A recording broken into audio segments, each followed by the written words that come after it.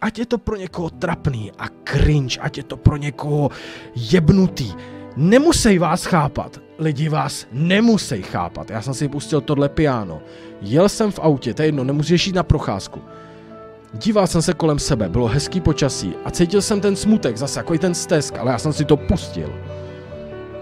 A teď jsem se jako probral, protože žiješ v nějakým stereotypu, chodíš do práce, funguješ, já streamuju, spím, žeru, blbej přístup k životu mám teď, blbý je to, jsem v tom zamotanej, jsem zvyklý, že prostě spím, řeším, jak se vyléčit z úzkostí, tohle furt.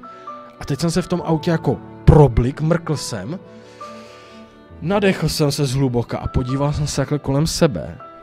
Podíval jsem se na hodinky, podíval jsem se jakože na to auto, na mobil, je to materiální, ale to je jedno, já jsem si představil a teď říkám. A teď jsem viděl hochu, toho malý, teď jsem viděl, no jsem se bál zpátky.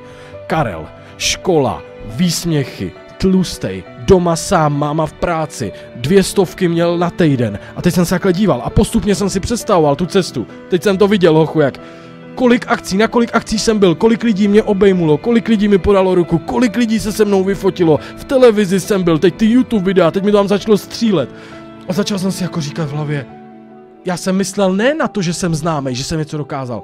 Já jsem se podíval na toho malýho Káju, na toho kluka, který chodil dom zbídačenej, že se mu ve škole smějou. Podíval jsem se na něj a říkám, ty vole, Karle, víš kolik z toho dal ty píčo? Víš, kolik z toho zvládl? Víš, co jsi přešel?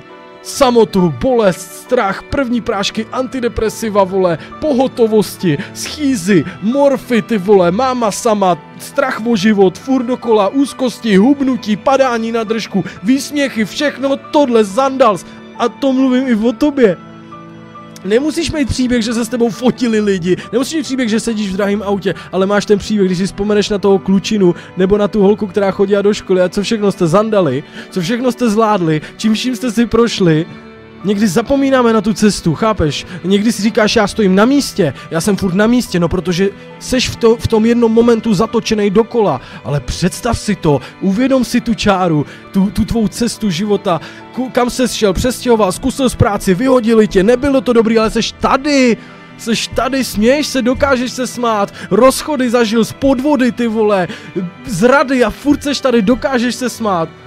A to je to, co mě pomohlo, já jsem seděl v tom autě a fakt jsem si vzpomněl na toho kluka, fakt jsem si na něj vzpomněl a říkám, ty vole, co ho ničíš, co dal, co dokázal, vole, nevzdal se, nikdy se nevzdal, ty vole, nikdy, šel, pičo,